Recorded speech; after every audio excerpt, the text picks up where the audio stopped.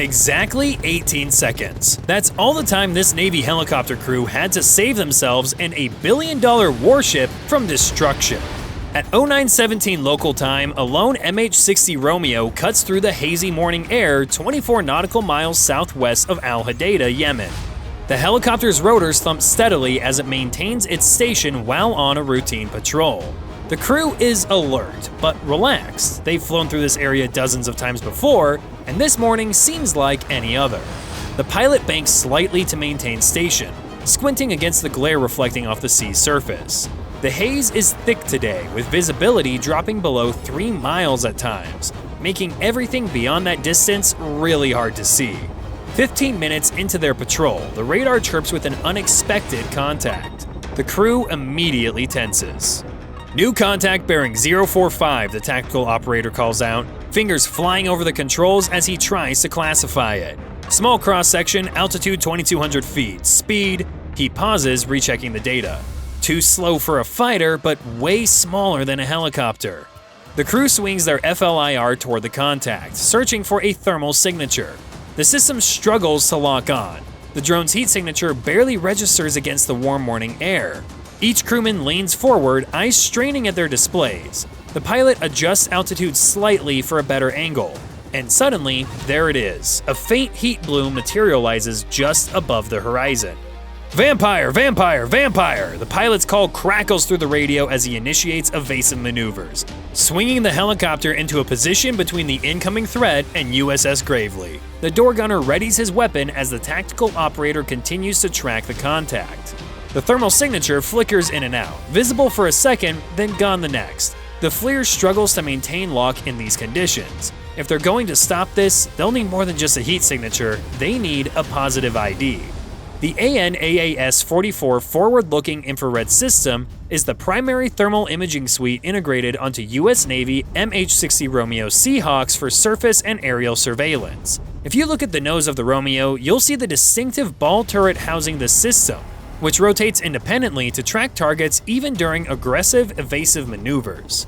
Inside this gimbal are both mid- and long-wave infrared sensors, designed to penetrate low-visibility environments such as haze, smoke, or nighttime.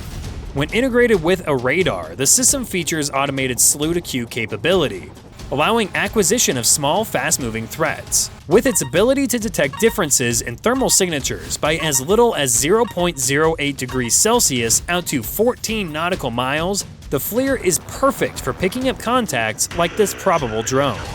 In environments like Yemen, being able to distinguish between contacts based on temperature is crucial. Whether on sea or land, there are often few distinguishing features that make it hard to visually identify something. With FLIR, the pilots can quickly do things the human eye simply cannot, which is to see in the infrared spectrum. This early detection is crucial since it saves time for what happens next. 90 seconds tick by, each one bringing the unidentified contact closer to the Gravely. The tactical operator's forehead glistens with sweat as he switches the AN/APS-153 radar from surface search to air-to-air mode. The display transforms, sea clutter fading away to reveal a cleaner picture with concentric range rings. He adjusts the gain, filters out atmospheric interference, and there it is. Small, but unmistakable, moving with purpose. Contact is maintaining course, he reports, analyzing the movement pattern. Speed constant at 270 knots, it's headed straight towards the Gravely. The radar return is surprisingly stable for such a small target. The drone makes quick, unpredictable turns that suggest automated evasion programming rather than remote control. Each shift in course keeps it locked on the Gravely.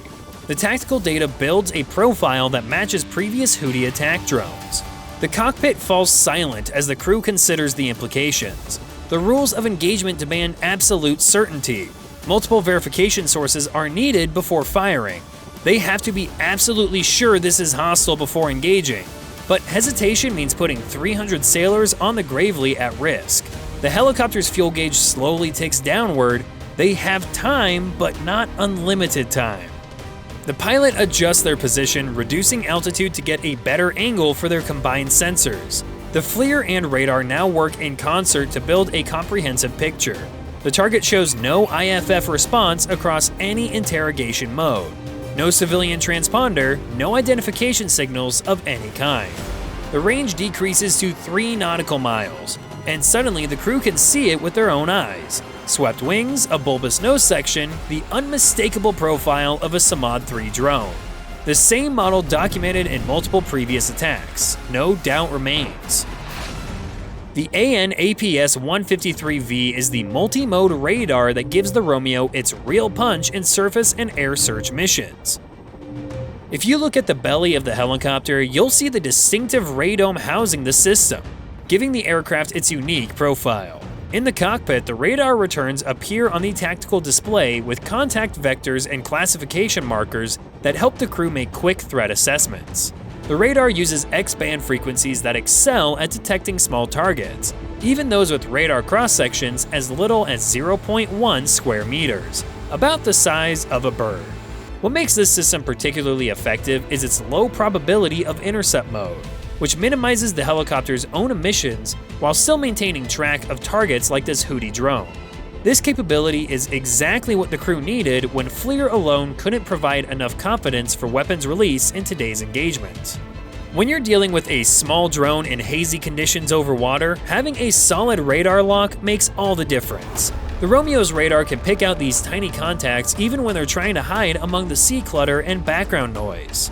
Without this capability, the crew would need to get dangerously close just to confirm what they're looking at, putting both the helicopter and the ship at risk. Getting that clear picture early gave them the confidence to make the right call when seconds counted. But identifying the threat is just the first step. Gravely, this is Venom04, positive ID on hostile drone, Samad 3 profile, request weapons free. The Romeo banks hard to port, rotors beating against the morning air as it moves into firing position. Inside the helicopter, the door gunner braces himself against the airframe, muscles tensing against the G-forces. His heart pounds in his chest, but his hands remain steady on the GAU-21. Through his weapon sight, the drone grows larger, no longer just a blip on a screen, but a physical threat with a deadly purpose. In position, the pilot calls, fighting the crosswinds to hold the helicopter stable. You've got about 10 seconds before it changes aspect. The gunner draws a deep breath, tracking the moving target through his sight. The distance is extreme for a door gun, near the outer edge of effective range, but it's his only shot. The GAU-21 erupts with a thunderous roar that vibrates the entire airframe with each round. Tracers streak across the sky, burning bright orange against the blue backdrop. The first burst passes just off the drone's wing, missing by mere feet. A just left, a tactical operator calls, watching the tracer path. He's maintaining course. The pilot nudges the helicopter closer, reducing the range while fighting to maintain a stable platform. The gunner adjusts his aim point, compensating for the drone's speed and the helicopter's movement. The second burst goes downrange. Through the weapon's sight, the gunner sees the impact, rounds tear into the drone's fuselage and left wing. The UAV shudders violently, smoke trailing from multiple hits. The wing tears away entirely, sending the craft into an uncontrolled spiral.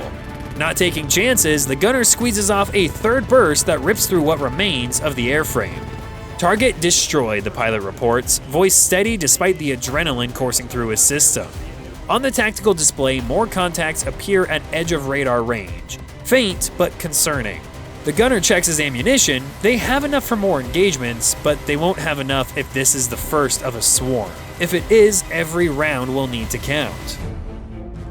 The GAU-21 is the Navy's upgraded 50 caliber machine gun that serves as the Romeo's primary defensive weapon. Looking at the helicopter's side door, you'll notice this substantial weapon mounted on a flexible pintle system that gives gunners an impressive field of fire while keeping the gun stable during flight. Thanks to its short recoil operating system, the weapon fires at 1,100 rounds per minute with minimal barrel vibration. What makes this particularly effective against threats like Houthi drones is its tight shot dispersion of 2.5 mils at 400 meters. That accuracy is critical when engaging small, fast-moving targets. When a drone gets this close to a billion-dollar warship, you need something reliable to stop it, fast. The door gun is perfect for this situation because it gives you precision fire without wasting an expensive missile on a cheap target. That's crucial in today's environment where enemies deliberately use low-cost drones to drain our defensive resources. The GAU-21's tight shot grouping meant the crew could engage safely while staying far enough away to avoid any potential shrapnel.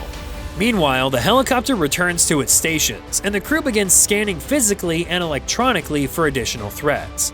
No one says it, but each feels the weight of what just happened. The first confirmed air-to-air victory by a US Navy helicopter. But they won't have long to celebrate. 10 minutes after the engagement, the rotor wash whips up small whitecaps on the sea surface as the Romeo resumes its patrol. Inside the helicopter, the adrenaline high fades into watchful vigilance. The door gunner flexes his hands, still feeling the vibration of the GAU-21 in his bones. The tactical operator stares at his displays with renewed intensity. This wasn't a one-off attack. CENTCOM intelligence had been warning about increasing Houthi drone activity for weeks. Gravely confirms Splash 1 drone, the pilot relays from the radio. They're picking up additional radar contacts at extreme range. Could be fishing boats, could be launch platforms. The tactical operator nods, adjusting his sensor settings. The radar scope remains clear of immediate threats, but something else catches his attention. An intermittent electronic signal pulses across an unexpected frequency band. He isolates it, enhances it, and compares it against the threat library. "I've got an S-band emission at bearing 055, he reports. Signal characteristics similar to known Houthi drone control links, but the modulation pattern is different. Could be a new variant. The signal fades in and out, present one moment, gone the next. Terrain masking or deliberate emission control to avoid detection could explain it. The tactical display shows no visual or radar contact yet, but the electronic signature is unmistakable. Something is out there." The tactical operator relays the information to Gravely's Combat Information Center through their secure data link.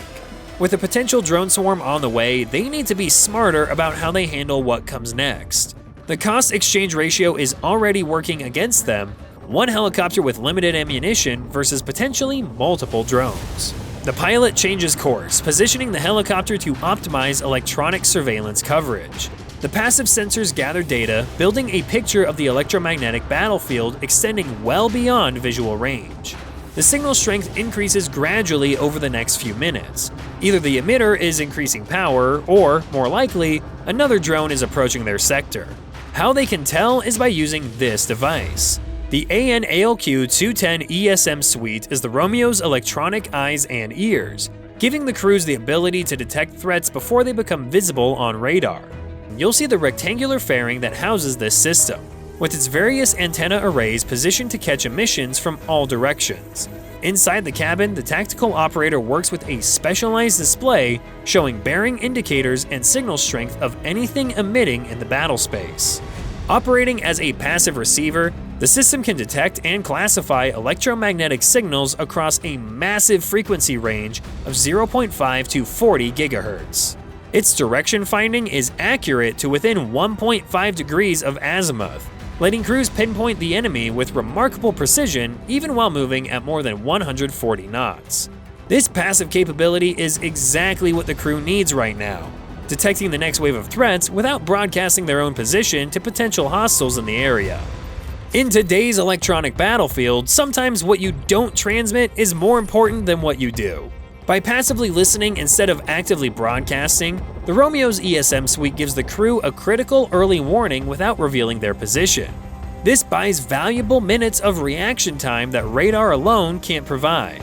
Without this capability, they would have no idea another wave of threats was inbound until they popped up on radar, far too late for comfortable engagement ranges. But while the helicopter is busy collecting this electronic intelligence, the Houthis are about to give them a piece of their mind. The Romeo's missile warning system shatters the tense silence with a high-pitched, urgent tone that makes every crew member's blood run cold. Red warning indicators flood the displays, showing a launch detection from near the Yemeni coastline. The system's artificial voice cuts through the cockpit noise, missile launch left side. The missile warning system shows the threat's velocity vector, Mach 2.2, and is getting faster. The maximum effective range of a typical man-pads is just under 6 kilometers. At current closure rates, they have less than 8 seconds. The pilot's muscles move through practiced emergency procedures, banking the helicopter hard right while simultaneously losing altitude to complicate the missile's tracking solution. G-forces pin the crew to their seats as the aircraft strains against its own momentum. Deploying countermeasures, the co-pilot shouts over the warning tones, fingers stabbing at the preset buttons on the defensive systems panel. The moment feels like it takes forever, milliseconds feeling like minutes. But before he reaches it, the system already knows what to do. The ALE-47 dispenser system activates with a series of rapid mechanical thuds. Flares eject from ports along the fuselage and tail boom. 6, 7, 8 flares bloom in a carefully programmed pattern behind the helicopter, their 2,000-degree heat signatures far outshining the aircraft's exhaust. The crew sees it through the right cockpit window, a pencil-thin contrail ending in a rapidly approaching dot. The missile tracks straight toward them for one heart-stopping moment, then veers suddenly toward the nearest flare. The proximity fuse triggers, detonating the warhead in a flash of light and concussion that rocks the helicopter even at 200 yards away. Shrapnel pings against the airframe, but they're outside the lethal radius.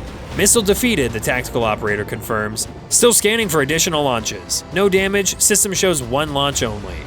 On the tactical display, a surface contact appears near the missile's origin point, likely a small boat serving as the Manpad's team's launch platform. The Gravely has it too, already adjusting weapons to engage if necessary.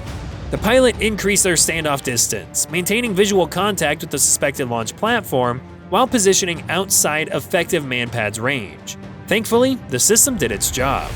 The ALE-47 countermeasure dispensing system is the Romeo's defensive shield against incoming missiles. Looking at the side of the aircraft, you'll spot the circular dispensing ports distributed along the fuselage and tail boom, where flares and chaff are ejected when threats are detected. In the cockpit, pilots can activate a dedicated control panel with preset buttons for different threat profiles within seconds of a warning. The system works hand-in-hand with the helicopter's missile warning sensors to automatically respond to incoming threats like the Manpads we just saw launched. With 30 programmable dispenser stations located with MJU-38B flares that burn at over 2,000 degrees Celsius, the system creates decoys far hotter than the helicopter's engines. This automatic response capability gives the ALE-47 a 96% effectiveness rate against most Manpad's threats, which is exactly what saved this crew when they had mere seconds to react to that missile launch. When someone fires a heat-seeking missile at you, reaction time is everything. The ALE-47's automated response saved critical seconds that manual deployment would have wasted, the difference between a near miss and a direct hit. By defeating the missile while maintaining position, the crew prevented exactly what the Houthis wanted: to push defensive assets away and create a gap in coverage for a second drone attack. But soon enough, the Navy would let the Houthis know why they should have just stayed home. Bye for now.